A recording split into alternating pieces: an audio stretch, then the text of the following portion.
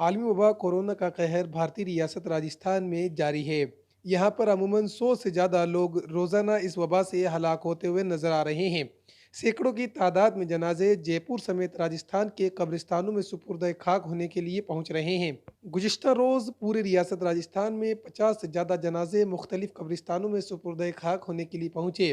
इतनी ज़्यादा जनाजे पहुँचने की वजह से अब कब्रिस्तानों में जगह की तंगी भी आने लगी है। कब्रिस्तानों में अपनी खिदमात अंजाम दे रहे लोग हुकूमत से ये मुतालबा करते हुए नजर आ रहे हैं कि कोरोना वबा से मुतासर होकर हलाक होने वाले लोगों के लिए अलग से जगह मुकर्रर की जाए। इसी हालत को देखते हुए हम अ, नई जगह भी निकालने की कोशिश कर रहे हैं। बहुत अजीब-सी पोज़ीशन हो गई है कि हमारे पास जगह नहीं है। ज़ाहिर-सी बात है जब इतने जनाज़े 7-7 जनाज़े अगर आएँगे, 5-5 जनाज़े आएँगे, तो जगह की बड़ी कमी हो रही है।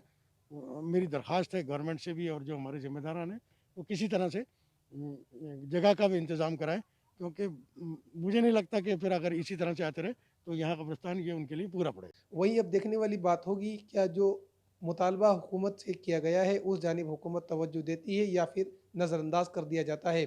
जयपुर से ईटीवी भारत के लिए मोहम्मद रज़ाउल्लाह की रिपोर्ट।